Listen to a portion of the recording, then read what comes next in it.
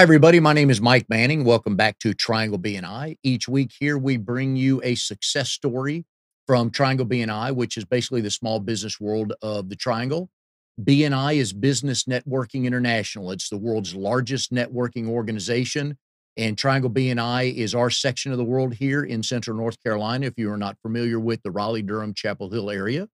And if you do live in the Triangle here, we certainly recommend you go to trianglebni.com and find a chapter and go visit if you have a small business, or if there's somebody you know that is trying to start or grow a small business.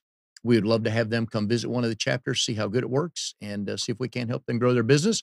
Our guest today is Jen Bordeaux, Director of Public Relations for New Direction Family Law. Jen, glad to have you here today. Thank you, Mike. Glad to be here. So if you've never been to a BNI meeting, it's about an hour and 15 minutes long. BNI is seat specific. So Jen is the only person that can fill the law seat there. So that's the good news. So all the referrals go to her. And each week there's a featured speaker, anywhere of between 5 and 10 minutes, depending on the size of your chapter. And the speaker is always introduced with the BNI member bio sheet, Jen. So we're going to go straight there. Let's do it. So our speaker today, Jen Bordeaux, business name, New Direction Family Law, location. We just moved about 3 weeks ago. We are down over off of Hillsborough Street now, very close to the Bell Tower at State's campus. But yeah, we're keeping it downtown Raleigh. Ooh, walking distance with all those restaurants, Yeah. right? Yeah. And 5 o'clock somewhere, Yeah, right? yeah. And we were over off of Jones Street before, Jones and Glenwood. So yeah? that Okay. was our great restaurants and everything there too. yeah. But now we get the ones off of Hillsborough. Okay. So. And how long has the company been in business? The firm, we're young. We've only been in business for about 2.5 years, 3 in April, but several of us have worked together before. Okay. So, like the attorneys have got combined over 20 years of family law experience, and we all used to work together at a firm before. So it seems like we've been together longer than we have. Gotcha. Okay. So my second favorite question in all of this is previous types of jobs, and feel free to go all the way back to high school. Oh, 'cause there's always goodness. some good High ones. school. Very first one in high school was Sonic. I was one of the girls on roller skates at Sonic. Where was this? In Dunn, big old town of which that Sonic's not even there anymore. So I was a roller girl on skates. I only fell twice in 2 years, and they were both due to peppermints because my roller skates hit the peppermints and down I went. Then let's see. And then I went off to college there. I just worked at a restaurant. I went to Appalachian State, Okay. go Mountaineers, and worked in Blowing Rock in a restaurant there. And then after college, my first big girl job, as I call it, Yes. was at a juvenile detention center in Greenville. And that was very, very interesting. All kinds of stories from there. And I worked there for about 4.5 years and decided to go to grad school while I was there. And then grad school then lent itself to me getting my certificate for general instructor certificate for the state of North Carolina. So I did some teaching there, and then was able to go teach at ECU for a year. Did that, and then moved to Raleigh and kind of tripped and fell and stumbled my way into family law. So, well, with all the schools you just mentioned, we'll get into college football Saturdays in a little bit. So we'll get back to that later. It's a rough season as a Pirate fan this year. Yeah, my brother, same thing. Yeah. So personal information, family information, spouse. I'll dive in a little bit more into that later, but not anymore. Okay. Children. One fur baby. So, Okay. But no human children. What kind of dog? She's loved. She's a beagle mix. Not Right. exactly sure what she is, but Chance. She's awesome. Okay. Very good. Hobbies and activities of interest. Oh man, everything and anything. I grew up a dancer, so I love dancing. Going out, hanging out with friends. We just had a get together yesterday for the Giants and Panthers game. A bunch of us got together, so that was a lot of fun. I'm a fan of our craft beer scene here in Raleigh, so I like to try those. Yeah, it's definitely exploded. Just anything. I like to get up, but I also like to relax and sit, catch a good movie. Have you been to the Alamo Not yet. Theater? No. Oh, you got to check it out. Right. Yeah. So when your friends were gathering yesterday, anybody have 63-yard field goal in the pool on how the game was going to turn out? No, and the couple that was hosting it, they were not the only, but 2 of 3 Giants fans in the room, and there was a solid maybe 15 or so of us there. So whenever that kick came through, he was like, all right, you can go now, like taking the stuff, like you guys can get out of the house now. So nice. City of residence. Raleigh. And how long? I've been in Raleigh for about 5 years now. Okay. Yep. Your burning desire is to? Ooh, I would like to combine what I've done in the past as far as teaching Mhm. and what I do now. So I would love to, in the future, speak at some seminars or like continuing education for legal marketing, Oh, very stuff nice. like that. Okay, Yeah. all right. The key to your success is? Always be honest and follow when you say you're going to do something, follow Yeah, through with it. You know what I yeah. mean? And don't focus so hard on maybe things that didn't go right in the past. Use them to learn from, but then to focus on where you still can go Okay. because you're gonna meet failure to get to success. So And my favorite question here is something no one knows about you and some new people watching, so they may not know of you or know you yet. So what's something we don't know? something I can discuss on. No, I'm just kidding. Other than tripping over some peppermints at Sonic, Yeah, yeah. yeah. I would say so. I know you can't tell from this, but I'm only 5'4". And so my job at the detention center required me to break up fights and put handcuffs and shackles on children in the detention center. So that is I tell people that and they're like, "What? You were basically like a bouncer?" And I'm like, "Yeah." So so yeah, I used to break up fights and I realized I was not built for that. So But they but need did it for 4.5 years. So but you also looked at them and said, "Do not be fooled by the size here," exactly. right? That's right, that's right. As my dad told me years ago, it's not the size of the dog in the fight, but the size of the fight in the dog. So I That's was like, right. all right, that'll work. So Jen is a member of RD21, which is Mhm. Glenwood South Connection. They meet Wednesdays at noon at Zoco Restaurant down on Glenwood and really good food. I've been there before. Yes. And you're relatively new to BNI, so we'll get into that in a minute. But tell us, kind of, this is the early part of October. So what's Yes. kind of the status of the law firm now? How are things going? Good. So us personally, again, we just moved about 3 weeks ago. So we've just been getting acquainted with our new space, and it's been good. It's been you kinda see times in the year where family law kind of ebbs and flows depending upon the time of year. Mm, So, for instance, when the holidays come around, um, since family law, for anyone that may not know, is separation, divorce, child yeah, custody, things like that. So when the holidays come around, it calms down, which we understand. A lot of times people aren't going to want to initiate those types of things that time of year. But now, I mean, as the summer comes to a close and kids get back into school, and then that settles a little bit, then it seems like things start to ramp up okay, again. So it's yeah, very interesting to see how it goes with the trends of the year, or the different events of the year. But I think, with the recent events with Hurricane Flo, yeah. I think that kind of, put some things on the back burner, and, so it allowed us to get acquainted into our new space, but it's been, we've got 3 attorneys and got 1 in mediation and 1 in court, and I left one that was doing a consultation as I left the office this morning, so we're keeping them busy. Now, not many law firms have a director of public relations. Correct. So how did that come about? Why you, and what's your role in that?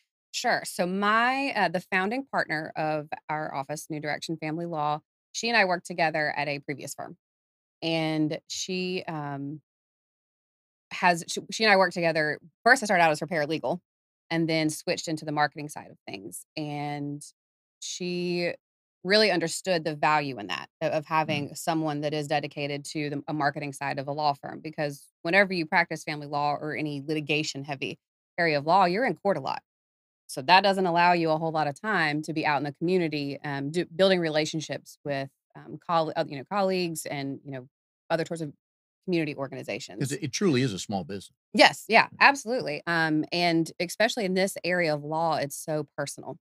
And so, it's not like I had somebody, they were like, "Well, just so what do you do? Are you like just out there just promoting divorce?" And I'm like, "No, I'm not. I'm not Oprah standing on the street corner saying, 'You get a divorce, you get a divorce.'"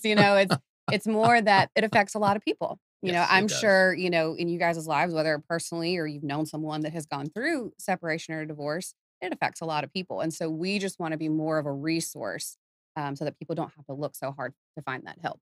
And so I don't have to go into court because I'm not an attorney. So it allows me that flexibility to focus on that side of the business as well as kind of be the bridge between the legal world and the community.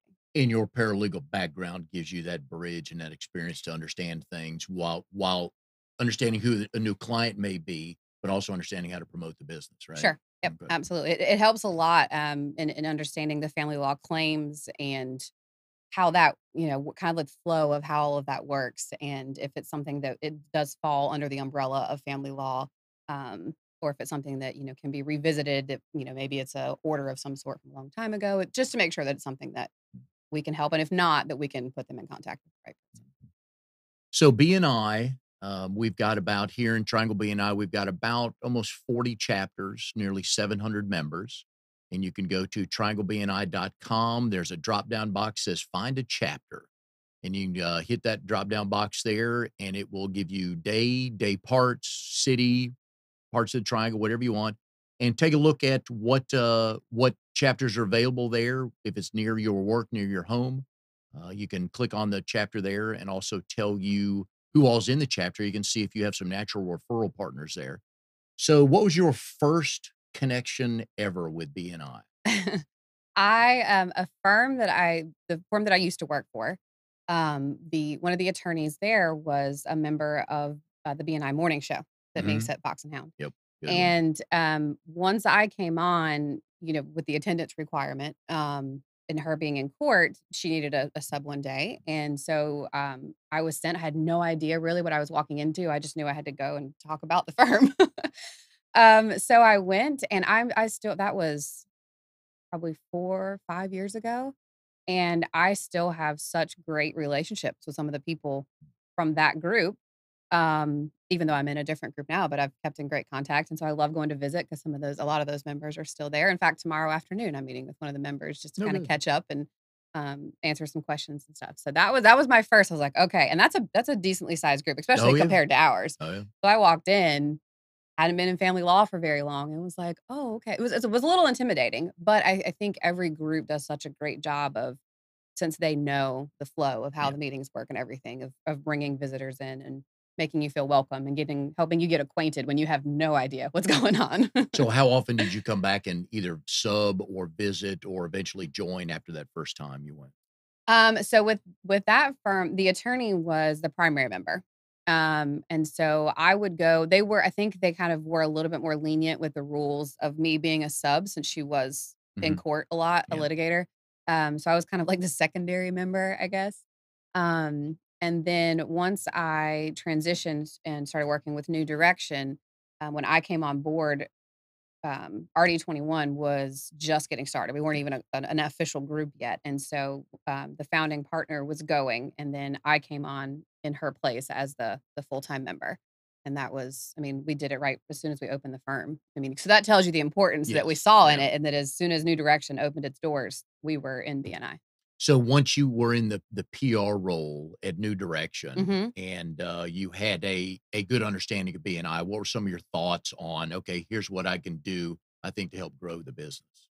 Yeah, well, I knew that if I still had those connections from that original group, that it was definitely about meeting the people, these new people. I mean, because you have to have what, 17 members, I think, to Mhm. establish as an official group. So it was the opportunity of being a part actually of that core group to grow it to an official group that was key. And having, I think some people hadn't really had any experience with BNI previously. Yes. So it was Yep. nice. And I jumped on board as being on the membership committee whenever we became official group, because I think my experience originally of walking in and feeling overwhelmed a little bit with my first visit to BNI, that was kind of my, decision. It's like, "Yeah, let me hop on the membership committee," because, or not the membership committee, I'm sorry, a visitor host. Mhm. Let me hop on that so that whenever guests come in, they don't have that experience. I want them to Yes. feel very welcome and, to know what's going on from the get-go. And so it was an opportunity to, build relationships again with people that, you know, can help our clients personally, and that we can, if they're ever in the situation of knowing someone that's going through one of the transitional phases of that is part of family law, they didn't have to look hard. We were there Mm. to answer questions, and so I mean, it was a no brainer with BNI. And it can be personal because there's certain seats, the realtor seat, the Hmm. mortgage seat. It's like, "Oh, yeah, I need one," and you got, Sure. pest control, landscape, you got, "Oh, I need you guys. Hey, come over to my house." Hmm. But when you start talking, the financial seat with money, anything that involves health, weight loss, health, and all this stuff, and certainly with legal, people aren't inclined to throw their hands up. They may contact you later because it may be something they don't want anybody to know that they're going Exactly. through. I can't count the number of times, whether it's been, if I've subbed for someone at a different BNI group, or just in my own, and we've had a visitor or some sort of other networking, after hours kind of thing. Um, People that then reach out to me independently Yeah. or after the meeting is over. And I completely get it. And that's what I'm there for. You just never know when someone's going through something like this. And so it's great because it's an opportunity for people to either pull me aside and just say, "Hey, I'd like to do a one-to-one," and then we actually, whenever we do the one-to-one, then find out what Mm. questions I can answer. And I have to walk a very fine line there because even though I've learned a lot about family law, I'm not an attorney, so I Right. can't give legal advice. Yeah. So I always preface everything. I'm like, "I'm not an attorney. I can't give legal advice." Yeah. But yeah, I can't count the number of times that's happened after the fact because it is such a private and intimate situation a lot of times. And in every BNI meeting, there's a card box that goes around, so every member has their cards there, so visitors, when the box goes around, they can grab a card of somebody they wanna meet, but with lawyers, I know lawyers can't put if I remember right, I know in my chapter, lawyers can't put their cards in there. Can you? Or I've been told before the lawyers can't because they have to have the new client call them. They can't solicit, or maybe their firm chooses not to. Sure. So you should be able to. I haven't heard that you can't put your card in there because I mean mine's definitely in there. Yeah. But yes, I'm held to the same standards with the North Carolina bar that you Okay. can't solicit the person. So I can't reach out to them. But if they choose to take my card, then they can choose to contact me. But just having the card in there is fine. So if I got a neighbor or friend that needs some legal help, I can't say, "Hey, Jen, can you call Bill?" Correct. You you tell me, Bill's gotta call me. Yeah, and Okay.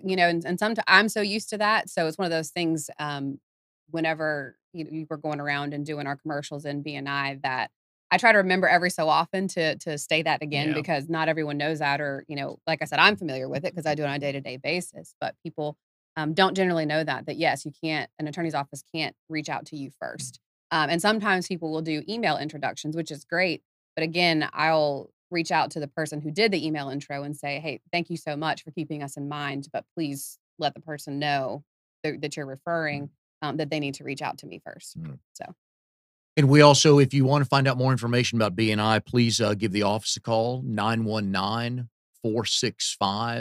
919-465-1667. Talk to Steve or Mary or Brenda. They'll give you wonderful advice, help you out on, what other, goals you have and whatever you're looking for. So in each chapter, we go around the room and members stand up in 30, 45, 60 seconds, depending mhm. on how big your chapter is. And we stand up and say, okay, basically we call it an elevator pitch. And here's who I am, here's what company I'm with, here's what we do. What do you ask for as a law firm? What's kind of the basis of your elevator pitch? Sure. So when I have a sub, I have a general go-to that kind of covers Mm, everything. But what I like to do because family law is so comprehensive that every month I pick one of our main claims, so to say. okay. So, I think for October is Domestic Violence Awareness Month.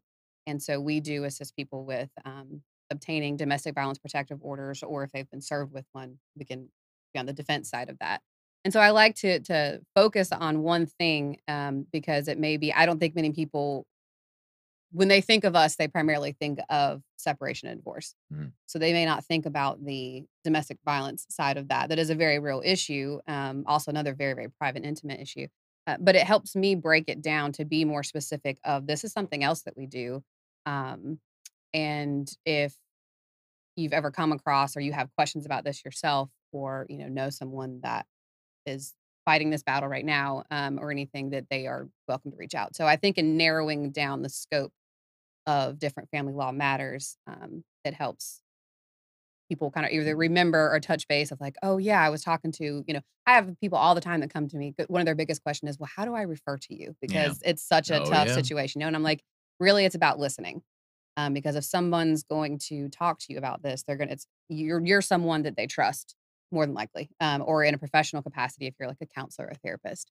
Um, so it's really just being able to listen to that person and really tell them, hey, no pressure whatsoever, but it's always good because one of our mottos is education is power. Mm. So you never come in for a consultation and the attorney is going to be like, you need to do this, you need to make this choice. It's more, here's the information. This is what this path might look like for you. Take this and then use it to whatever's going to help you and your family, help you make the best decisions for you and your family. And we all have preconceived notions and ideas of other industries, and Lord knows lawyers get it all. I mean, Yeah. there's a joke, even our lawyer in my group stands up, tells a good lawyer joke about every third week or Sure. so. So what are, and I always like the people on this show to talk about myths in their industry because we all have them. Mhm. So what are a couple of myths you'd love to debunk about the legal world or what your firm does? Yeah, so I guess I can't speak to the legal world and as a Mhm. whole, but in our family law world, I would say one of the biggest myths is that the divorce or,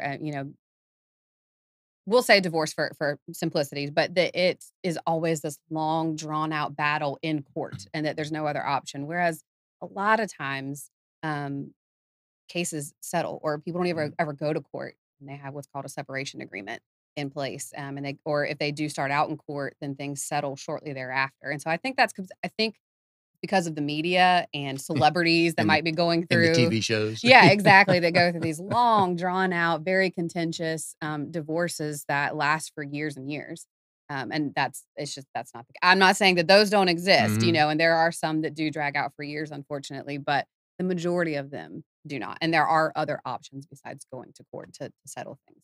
And So in situations like that, that's probably spouses could not even agree that the sky is blue by that point, yes, right? absolutely, Okay. they're fighting over things like I've literally seen people fight over a lettuce washer Ooh, when it came to dividing the property, and I'm like, "The time that it took for us to read that you were even putting the lettuce washer on there, like, you could have gone and bought one." You know what I mean? yeah. Like, but, sometimes people just really want to have their day in court. They want their voices heard by the judge because we always say, that if 2 people can come to an agreement, it's better for all parties involved, Mm, and that it is less expensive than going to court. And you're gonna generally get more of what you want out of the situation because when you go to court, it's your attorney telling your side, their attorney telling their side, and then the judge makes the final decision. There's no jury that you're talking to. It's just the judge saying, "Okay, I've heard both your stories, so this is what's going to happen." So, and so you might end up with less than what you originally wanted, mm. or maybe not the optimal custody situation that you were looking at, if you just wanna have your day in court, so but we understand that too, so. Oh, it just gotta hurt watching some of that sometimes, right? Yeah, it's one of those things that sometimes the attorneys will advise until they're blue in the face as to, this is what this judge really looks for, they're likely to rule this way, or this is what we've seen in the past, and the person's Mhm. just like, "Nope, I wanna go to court, going to court." So, alright, so Oh, we prepare, we go to court, and then the judge rules that mm, way, and then the client's like, "Well, I shoulda blah, blah, blah." We're just, yeah. "Well, we tried to tell you, It but." it's risk reward, Yeah. right? Yep. Absolutely. One of the years ago when my wife and I are watching Dr. Phil, one of the great lines he's had is, "How right do you wanna be?" Mhm.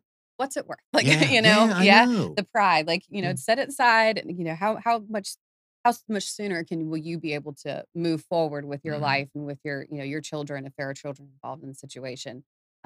Because, I mean, going to court itself is intimidating, and just to be and the yeah, the courtrooms that they're public. I mean, you can just walk into and listen to somebody, mhm, and it's not just Jerry Springer or Lifetime movies. I mean, this kind of stuff actually yeah. really happens. That's what I always say. Like sometimes I feel like our work is the material for Lifetime movies, but it keeps it interesting, that's for sure. Is that the not the bulk of the business, is divorce um, situations, or is there a higher percentage of cases you would see more than others? yeah, so it kind of breaks into two main categories. So in North Carolina, and I'm comfortable saying this because it's on our website, so it's supported by an attorney. You have to be separated for a year and a day. So Yes. 366 days before you can actually file for divorce. So that time in between is the separation period. And so the majority of people, they come to us during that separation period and, trying to get the terms of the separation figured out during that year. Um, and a lot of times that involves child custody. So aside from that, I would say the other big bulk is child custody alone, whether the parents were never married, but they have children together, or if um, there's some sort of custody agreement in place before and maybe now things need to change or somebody's not following the agreement or there wasn't an agreement and now everybody's not working as well together as they originally thought and so now there needs to be a formal agreement in place. So custody, yeah, so definitely custody and then the whole kit and caboodle of Yeah. separation. Now, your chapter is, again, going back to the preconceived notions of lawyers and Mhm. legal firms is coat and tie, we're going to court, it's this or that, and I'll bill you. But with New Direction, it's the holistic approach that allows you to build that relationship with the clients and explain to them more than just, okay, let's ask for this and we're going to Mhm. draw the line at that. Yes. It's funny you brought up like coat, tie, and everything because in our chapter we've got Rick Goodman, who is a real estate attorney. Hmm. And I love Rick because what you see is what you get. And he talks about how he is everywhere from the janitor Yeah, to the attorney in his office. So when you call the phone, he's the one that picks up. So he definitely debunks that myth, he does. Yes. and he's great. Um, and I think with us, in like we really want to be approachable. We want our clients to be well informed, and to be a big part of their case and to know what's going on. I think sometimes you put the faith in your attorney and just kind of take it and like sometimes attorneys will just take it and go with it, and then next thing you know, clients like, oh, okay, I have court in a month. You know what I mean? We definitely want our clients to be more involved in their decision making.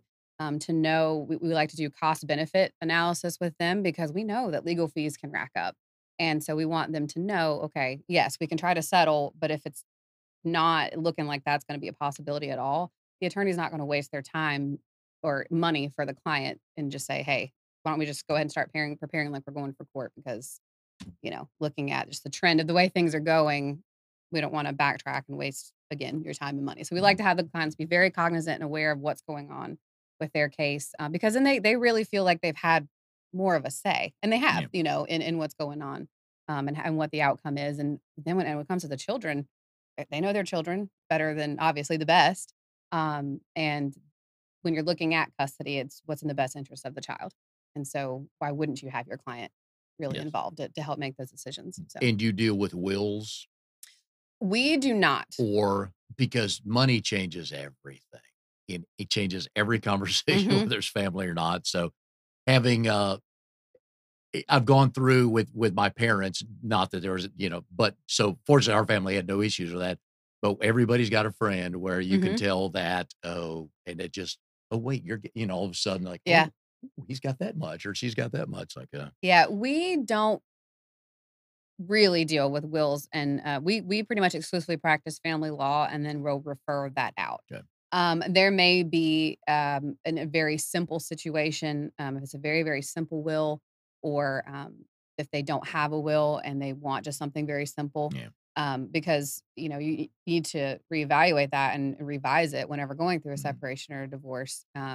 Because your beneficiary is likely going to change, given you're no longer going to be with your Yes. spouse. And if there's a blended family and some Yes, money involved, yeah. absolutely. So we offer we call it our VIP divorce package, which is simply yeah. Which is We learn something simply every week, don't yeah, we? there you Yeah. go. Which is simply once people get to that, they can actually file for divorce. So Mhm. they've met that year and a day requirement. It's the filing of those documents and that whole process, as well as a very simple will, or a power of attorney or healthcare power of attorney. Again, Yeah. super, super simple. If it Yeah. gets complicated at all, we're referring it out. Um, but so that includes the VIP divorce includes the actual divorce and a will or a power of attorney. Do you remember the first couple referrals you got when you joined BNI Um, and how you got them? yeah, I would say from this group, I don't remember it as much with my first exposure to BNI Mhm. with the morning show because I wasn't as involved. I wasn't Right. tracking the numbers then. I Right. was just substituting for the attorney. Um, but with New Direction, I don't know if it was the very first, but definitely one that I can think of that came from the realtor in our group who was just on the show She not too was? long ago, Yes. Sandra Yep. Guchalis. And, it was a gentleman that had, everything was amicable. I mean, there was nothing contentious, but he wasn't officially divorced yet, and he needed a certain document to be able to purchase. He was working with Sandra to purchase a home. Uh, And mm, there are stipulations that go into all of that whenever you're technically still married, still legally married, and, so it was really simple and, to help him out, but I mean, something that's simple, I should say, in our line of work yes. because we deal with it every day, but if you don't know, and then all of a sudden you're being told, "Well, no, you can't buy this house unless your spouse signs off on it because you're legally still married, but you've been separated for Mm. at least a year," So, that's probably the first one I can really think about. Um So who are the natural referral partners in your chapter then? I would definitely say Rick Mhm. because he's another attorney and he doesn't practice family law. So anytime it comes cross his plate as a family law.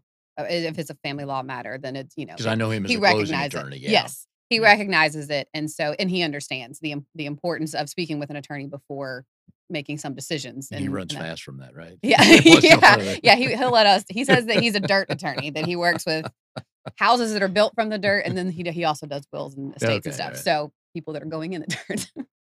Um, so he's a really good natural referral source for us, and definitely and just Sandra because, Yeah. the realtor, which I think that's to any group, Oh, really. The yeah. realtors can feed to so many people in the group because they come in contact with, so many different people in different phases of life.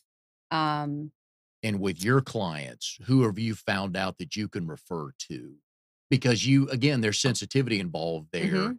on how they may not wanna be known that they're a client of yours Yeah, yeah. or going through that situation. Sure, and we have to be and that's where it gets a little bit tricky sometimes with recording Mhm. referrals, because we have to be very sensitive with due to confidentiality standards. If it is a client of ours, we have to be very sensitive into how we make that referral.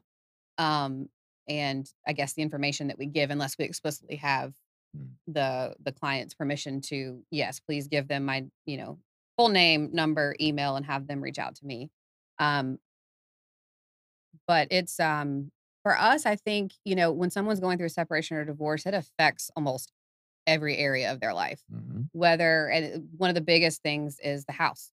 If there's a marital home, if you're going, somebody's either going to stay in the home, one of the parties, or it could be sold. So if you're looking at that, then I mean, definitely, again, going back to Sandra, and she's been great as well as the mortgage lender, which our seat for that's currently open if anyone's interested. There you go. um, because they can do a cross market analysis for us real quick or for the person and help look at again at the pros and cons financially of are we going to need to refinance this house and get the person's name off the deed and one party's going to stay in the home maybe if there's children involved or is it going to be in the best interest to just sell the home and so our mortgage lender and realtor are a great resource for that. I mean I know the paralegal and one of the paralegals in our office will just quickly pick up the phone and call the former mortgage lender that was in our group, just to ask a couple of questions just to help, Yeah. move the case along. So, Yeah, because again, you wanna help them as best you can to make the mhm, right decision or yep. whether somebody stays or it do usually will somebody stay in the house versus they just sell the house and split the profits? It really is so case specific, and I don't just say that to say that, but Mhm. excuse me. Um, a lot of times, people will either get, or they might be kind of emotionally attached to the house, especially if there's children involved. Like, oh, my children were raised in this house. Right, but if Mhm. now that I mean, life is changing, and, whether it's a change that, one spouse had wanted more than the other or that one was blindsided by, either way, something's gotta happen with the marital home, and it may not be in the financial best interest of let's say if wife is staying in the home with the Mhm. children, can realistically, can she afford or can even if, or if the husband, can he afford to stay in the home, Yeah. um, now that the situation is changing? Or if there's location to school, is that gonna be a factor now? So there's a lot of things that come into it. But I mean, and I mentioned separation agreements earlier, they get very specific about the sale of a home. If it goes into, if the parties can't agree by 3 weeks on the market, then you're gonna defer to the realtor as far as, agreeing on dropping the price of the house or, the recommendation. I mean, timeline of if it hasn't sold in X amount of days, then, it'll be reduced by this amount or, they get very specific because if you leave a lot of gray area in a separation agreement, then if it's a very contentious situation, it can lead to arguments. Are you yeah, which you've seen you get there's a book out there, right? Yeah. I know there is. Withhold the names, change the names Yeah. to protect the innocent. I think it was that Dragnet? Protecting the names have been changed to one of those shows way Yeah. back when. If you're young, you're not gonna get it, but if you're my age, you're gonna get it, so so are you able to visit other chapters, and what kind of relationships are you looking to build with other lawyers like Rick who want no part of family law, Yeah. or that's not their specialization? Sure. Yes, I have visited other chapters. My role in the firm has kind of lent itself for me to stay in the office more to help with phone calls and people that are interested in services to help Mhm. because we track all of that. It's always good to know your numbers. And so we track all of that. So I've been in the office more, but we're going to have a new team member starting soon. And so that's going to help. She's going to help me with phone calls. So I'll be out more and being able to visit different Okay. groups more. But I've subbed for other people. Again, at the morning show, um, I have been up to the one that meets at Trolley. Is it Yes. Triangle Thursday Business? mornings, yeah. Yeah. Yep. I've made some great relationships out of that too. So And it's in fact, always Matt fun. Yablonowski was a guest on the show. Okay. Yep. I've made some. I mean, I always love visiting other chapters and definitely encourage it. And I absolutely plan to do more of that once I can be out of the office more. Because you just never know who you're going to come across or who you're Yes. going to meet, Yeah. and what's going to build from there. Marcella Stewart from Mhm. that same chapter.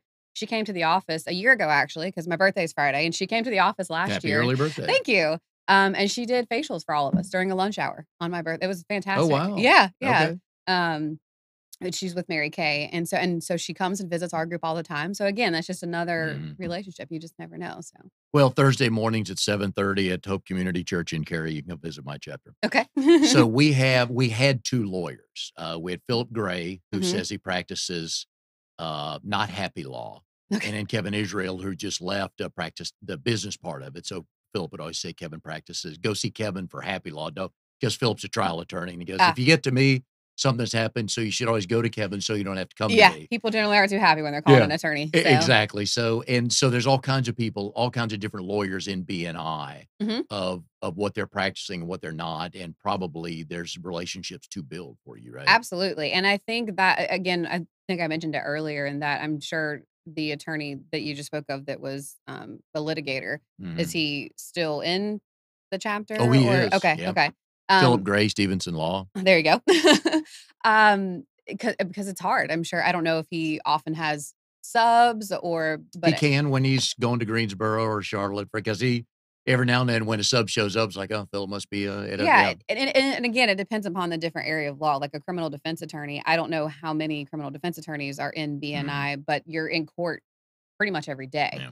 Yeah. With us, it varies on a week to week basis how often the attorneys are in court. But I mean, we also emergency custody is one of the things that we also assist people with, and that's an emergency situation that consultation might come in at 9 a.m. that morning. Next thing you know, we're filing documents that day. Yeah. So the attorneys really have to be able to be dedicated to that. So um, being able to for me to be able to go travel to these different and visit these different BNIs and meet these other attorneys are great resources for us too, because since we just practice family law, if we've got a client that calls us and I've had someone that called us and their son was had I don't know, I think he had missed court for a traffic matter or something like Oh, that, yeah. and she's of course she's upset and kind of freaking out like, oh, is my son going to get arrested, what should I do?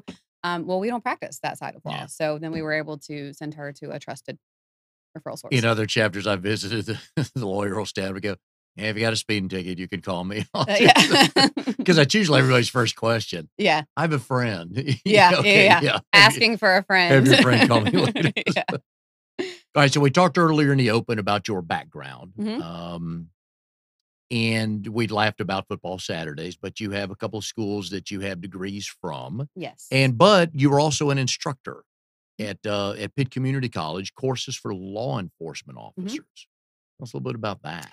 Yeah, so, went to Appalachian State, which they're having a great football season again this year, so That is a solid they're program, yeah. having a viewing party, tomorrow evening at a couple of different places in the area for the App game, so I'm gonna hit up one of those, There but, you go. yeah, so I went to Wait, so you cheer for both schools?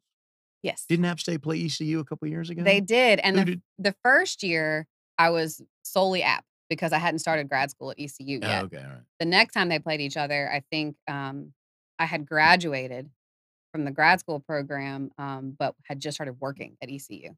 So I made my own house divided shirt. Because at the time, whenever I knew I was gonna start grad school with ECU, but the season, I mean, I hadn't started quite yet.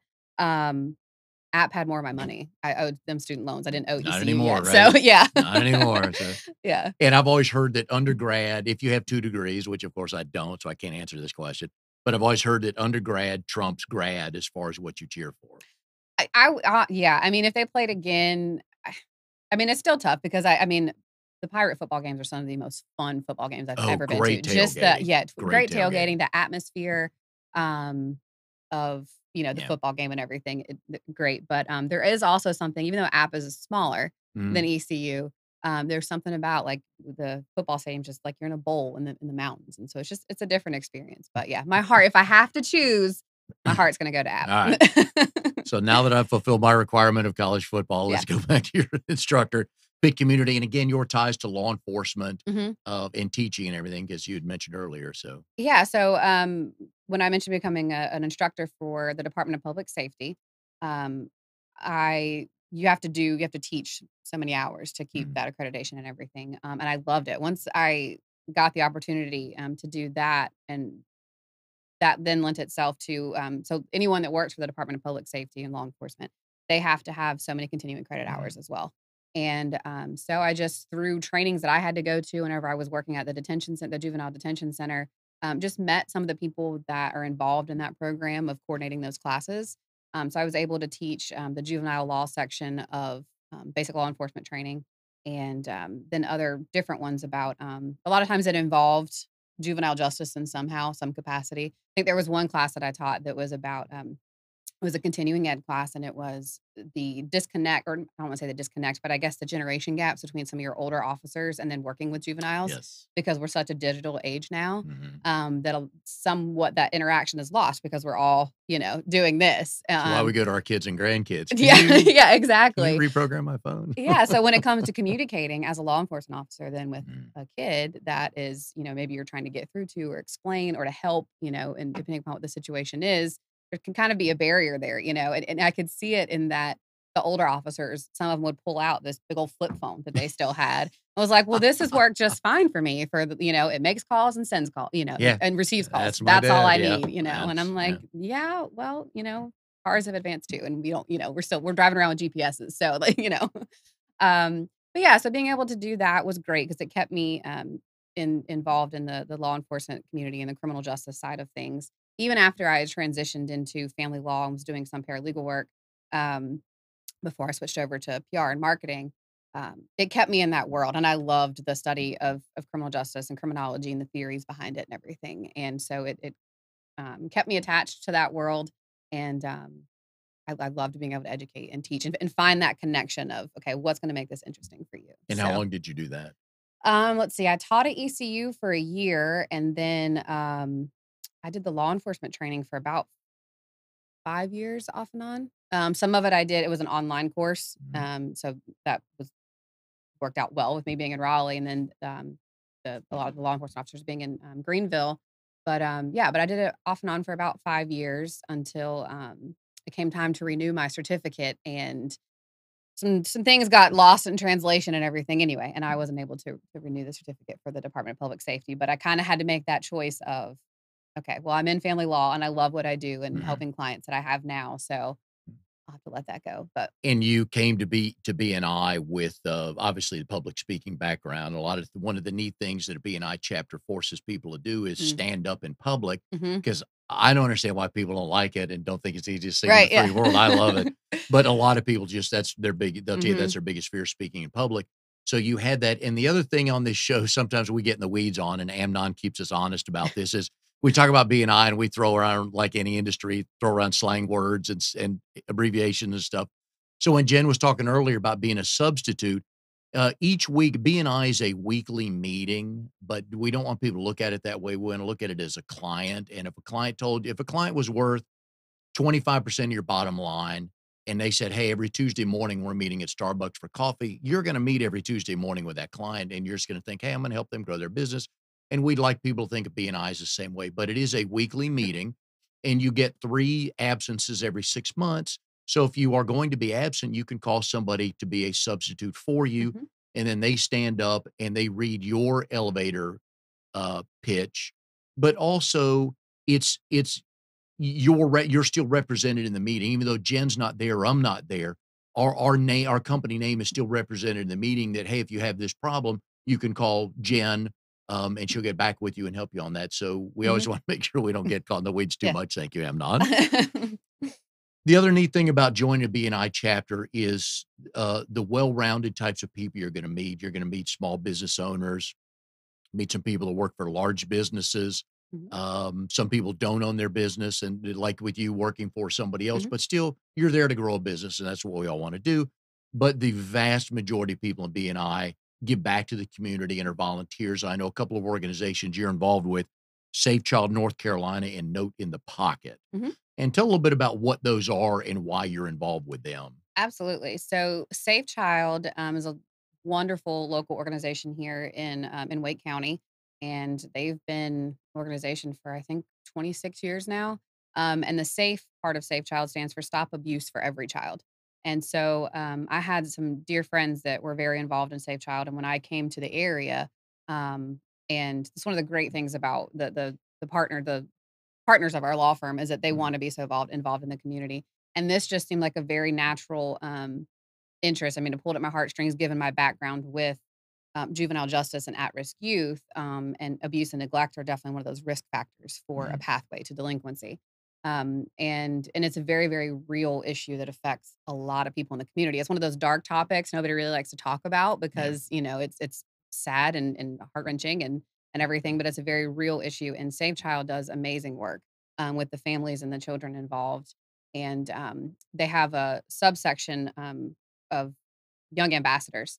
And so I was able to just get involved in that by starting to attend a couple of the different events that they've been doing, and we've kind of restructured this year to have a young ambassador on one of the committees of the actual board of directors for Safe Child. Mhm. So that's something very new, and so I attended my first meeting a couple weeks ago. I'm on the marketing committee of the for Safe Child, and so it's great because we then, as the young ambassadors, really get to learn more about what the board of directors are trying to do, and what their needs are for from the community and working with their clients. Um, and so it's just a great way to help raise awareness for the Mhm. organization.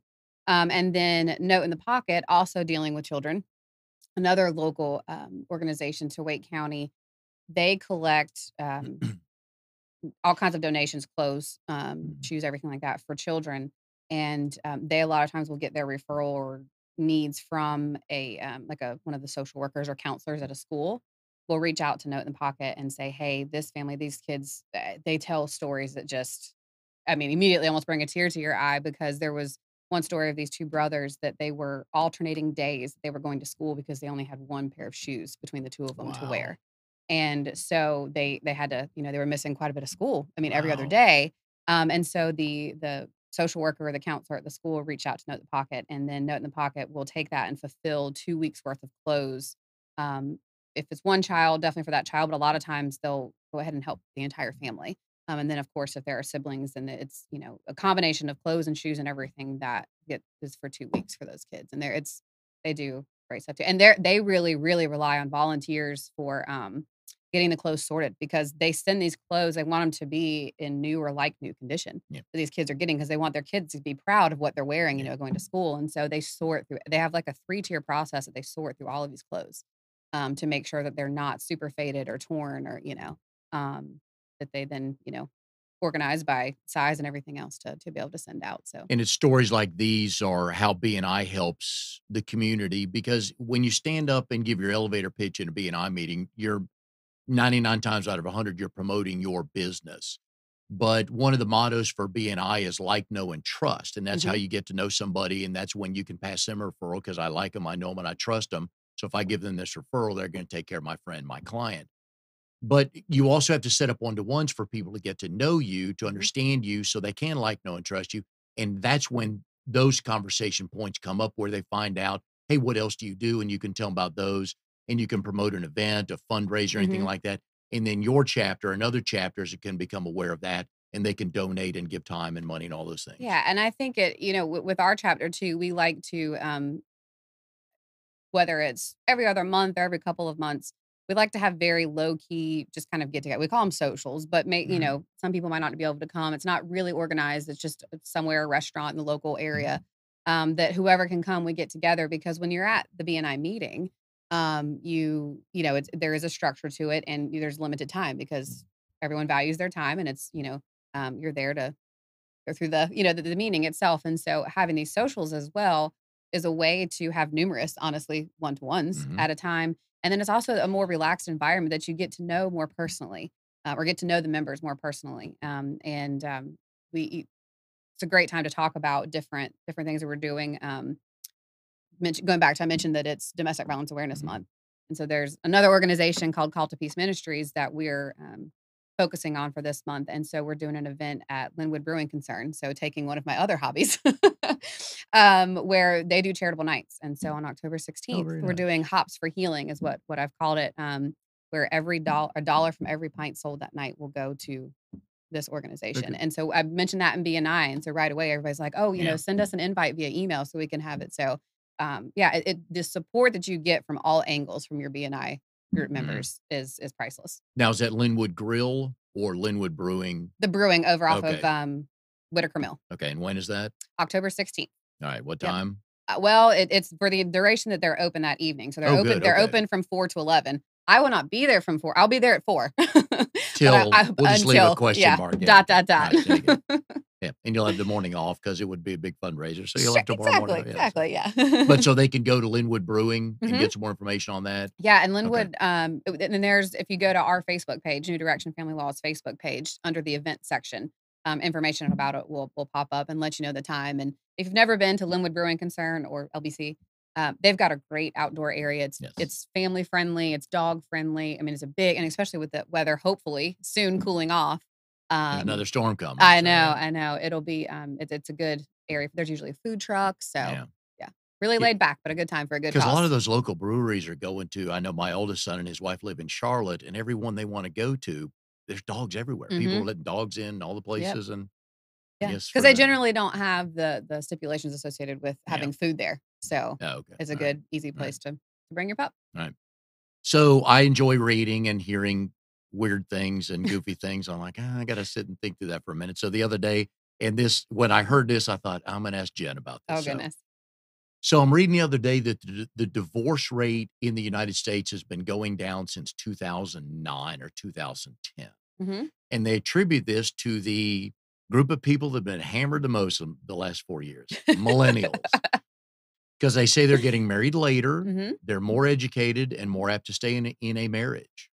Um, My any thoughts on any that? thoughts on that? Yeah, because Um, I had to read through that and think through that for a minute, but some of it does make sense. yeah, and, and for the longest time, it was at the divorce rates, 50, Oh, yeah. 51%. Once I got into family law, I kind of wondered that, since people are generally, as a culture, waiting Mhm. longer to get married and sometimes are more, career focused before getting married, which lends itself to kind of independence and coming into a relationship. So not being so codependent on potentially, I'm not saying everyone is by any means, but, um, and so I kind of wondered if we would see that phase, a Yeah. transition. So yes, that side. However, with that being said, that people are waiting later to get married. So also we're going to have another trend of numbers. You know what I mean? So with the stats, there's a lot of Okay. variables Alright. there. So while that rate has gone down, one rate that has increased is gray divorce. That's what we call it, is gray divorce. But for people that are, I mean, for instance, we had a gentleman in his 70s, someone in their 70s Really? come and do a consultation. Yeah. And I think it's Hmm. maybe I think there's a couple of different factors that play into that. One of them is that even though, no one, again, we don't promote divorce, and we don't want to see a happy marriage end by any Mm. means, but I think divorce is more culturally accepted now. And so when Yes. you've got the gray divorce, the term we use for it, since it's That more pains me. accepted. Yeah. That pains me with my yeah. So yeah, so they're coming in. I mean, we were working with a client, and she was, I think, in her 70s as well. And even afterwards, she came to us very, very upset, blindsided by the situation. And she's like, I'm X amount years old. Like, what am I gonna do? And after everything was said and done, and then she was like, you know what? I may be, in my 70s or whatever, but I've got a new lease on life. And Wow. which, I mean, we're so happy to see that. I mean, that's probably one of our biggest rewards is after, we help someone through this transitional phase in their life. When they get to the other side, I mean, I've literally seen people come back and like their health problems have gotten better just because of the stress has Yeah. gone down. Or once they got through this, they were able to look back and say, I'm glad this happened. This happened for a reason. It was tough, but I'm here now and life is better. You know what I mean? And so to see that emotionally, physically, everything that's our why. Yeah. Very good, but So I saw that and it's like, all right, there's gotta be something to that. Of course, yeah. millennials are being hammered on a Yeah. daily basis, but that's another hour-long show that we'll get to Yeah. another Yeah. time, so all right, so this is early part of October Yes. 2018, so Mhm. looking forward to second quarter 2019 into the year 2019, did the partners and you want to see New Direction grow? Sure. So in moving into our new space, we are bringing on a fourth attorney, Mhm. and he is going to be the first brave male in our office. All Our right. entire office is all females, but we're fun. Don't let that Does scare he get his you. own bathroom? He does have his All own right, bathroom, there you yeah. go. And so he's gonna come on board, and he's experienced in family law. And then we've got our client intake person. So I think one of our partners has a goal of writing a book. So hopefully I'm gonna help her on her journey in doing that and being a part of that process. Um, and just to, I guess, to continue the quality of client-focused care and, and being, just more involved in the community, continue to grow that side of our practice and, just keep on trucking along, you know? Would you be and I ask everybody this, so Mhm. would you be able to put a percentage number on the bottom line, what BNI has meant to the company or number of referrals a month or something like that to give people an idea how BNI can help all kinds of businesses grow? Yeah, definitely, and some of it's not monetary value. I did my homework and I actually noticed you with paperwork. I'm like, "Oh, now I'm gonna be quiz. All right, not how this show works, but go ahead." Yeah. Um, so there are some absolutely non-monetary benefits, right? Mhm. So Yes. I'll speak to those first, and that when clients come to us and we're very protective of them because they're already going through such a tough time. So to be able to, without a question, have resources to them. Sandra, again, if Mhm. someone is really hanging on to this house, but it's not in their best interest to Mhm. keep the house, having someone like Sandra that we know is going to hold their hand, explain to them the pros and cons to everything, and help them through it, just like we are. That's huge. That is priceless. And there's several people in the chapter like that. So that's the priceless side of the non-monetary. Other than the monetary side of it, we signed up for the 2-year membership and it's paid for itself 20 times over. Good. Um, And a and 2-year membership is $685 for 2 yeah, years membership. You paid it 20 times over. yes. Okay. We And like that. then on top of that, the ways that I've been able to help people, whether it's referring a client and them getting great care, or working with, since we track all the numbers, other people in other BNI groups that I've been able to work with as well and help them grow their businesses. What did I put down here? Over $35,000 that I've been able to help contribute to Nice. to other people. So it's and tracking the numbers is great because that's what people want to see. Like, okay, if I'm going to pay into this, I want to see Mhm. what the benefit is. But there are so many more benefits to it, along with and I think because we like to report every week, I think what each seat in our chapter is Yes. worth. Mhm. So on average, I think every seat in our chapter is worth like $10,000 or Mhm. something. So we're a little bit of a smaller chapter. I think we've got 17 or 18 Mhm. members. Um, so we're like the little engine that could. We still. Yeah. If you or somebody you know has a small business they are starting and wanting to grow, please check us out at Triangle BNI. If you have family law issues or someone you know that does, please check out New Direction, talk to Jen. And next week, we look forward to seeing you. We've got Sean McClafferty with Think Designs. And again, folks, we recommend you go to trianglebni.com, find a chapter, go visit a chapter, see how BNI can help you. And we'll see you next week on Triangle BNI.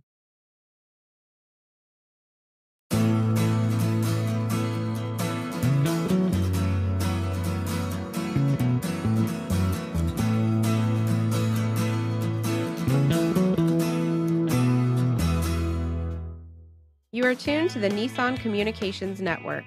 If you tuned in too late, you can always watch each program in its entirety or download an MP3 audio file of it in the archives section at nissancommunications.com. Don't forget to subscribe to our YouTube channel, follow us on Twitter, and like us on Facebook. Sponsored by Telestream's Wirecast software, StreamingGear.com, Carolina Apparel, and DeltaForce.net.